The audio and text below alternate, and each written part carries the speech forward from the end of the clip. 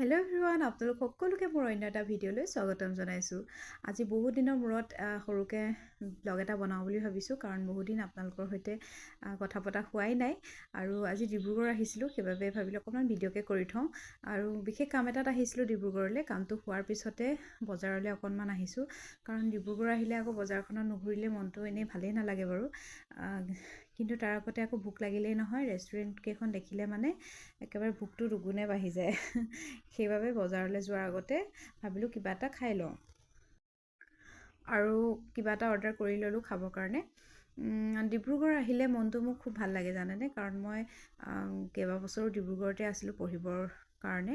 আৰু ডিব্ৰুগড়ৰ মানে অলিয়ে গলিয়ে প্ৰতিটো মানে প্ৰতিখন দোকানেই আগতে মানে চিনাকি। আৰু ইমান ভাল লাগে, মই নিজৰ ঠাইখনেই মানে সিমান ভালকৈ চিনি নাপাওঁ, ডিব্ৰুগড়খন যিমান মোৰ চিনাকি হয়। আৰু আগৰ কথাবোৰ মনত পৰি একদম নষ্টালজিক হৈ যাওঁ, কিয়নো কলেজৰ সময়খিনিত ঘূৰি ফুৰা মজাখিনি বেলেগ আছিলে।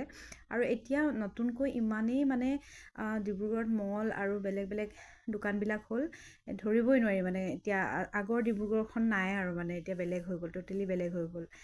তথাপিও মোৰ ভাল লাগে, ডিব্ৰুগড়ত আহিলে মনটো বিৰাট ভাল লাগে। আৰু তাৰপিছত সেয়া অৰ্ডাৰ কৰি ৱেইট কৰি আছোঁ, আৰু এইখিনি সময়ত ধৈৰ্যই নাথাকে মানে একদম।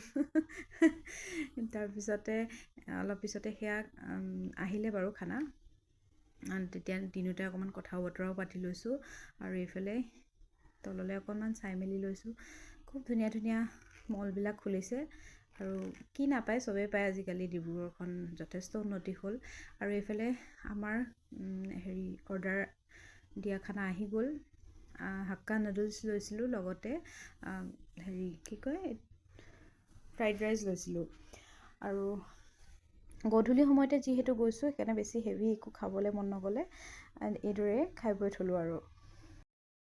আৰু খোৱা মেলা কৰাৰ পিছতে ভাবিলোঁ অকণমান বজাৰ কৰি লওঁ। তাৰপিছতে সোমালোঁ মেক্সত, কিবাকিবি অফাৰ আছে নেকি চাই লৈছোঁ, কাৰণ মোৰ বিৰাট ভাল লাগে এনেকৈ মলবিলাকত যেতিয়া অফাৰত কিবাকিবি এটা পাই যাওঁ, মনটো মানে একদম খুচ হৈ যায়। আৰু সেইবাবে অলপ ঘূৰি পকি লৈছোঁ। তাৰপিছতে সোমালোগৈ ভুটিয়াত।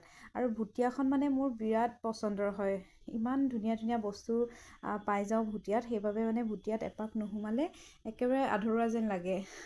তাৰপিছতে সেয়া এপাক ভুটিয়াত সোমাই মেলি কিবাকিবি কিনিব লগা আছিলে, সেয়া কিনি মেলি ল'লোঁ। আৰু তাৰপিছতে বিশেষ এটা বস্তু মই আজি কিনিম বুলিও ভাবি থৈছিলোঁ, সেয়ে কল্যাণ জুৱেলাৰ্ছত সোমালোঁ। আৰু আজিকালি যিহে সোণৰ দাম, মানে একো চুবই নোৱাৰি। তথাপিও কিবা এটা সৰু সুৰাকৈ কিবা এটা কিনিলোঁ, কাৰণ সেইখিনি সময়ত আমাৰ এনিভাৰ্চেৰিও আছিলে। আৰু সেয়া আজিৰ ব্লগটো মই এইদৰেই বনালোঁ। আপোনালোকে কেনেকুৱা লাগিছে জনাব ভিডিঅ'টো চাই। আৰু ঘৰত আহি আকৌ কাম এটাও আছিলে, কেক এটা বনাবলৈ। সেয়া মই কেকটো বনাই লৈছোঁ, ডল কেকৰ অৰ্ডাৰ এটা আছিলে। আৰু কেকটো কেনেকুৱা লাগিছে জনাবচোন দেই, ধুনীয়াকৈ কমেণ্ট কৰি। তেনেহ'লে আজি ভিডিঅ'টো মই ইমানতে সামৰিছোঁ। যদি ভিডিঅ'টো চাই ভাল লাগিলে লাইক, কমেণ্ট, শ্বেয়াৰ কৰি দিব। আজিলৈ আহিছোঁ, বাই বাই।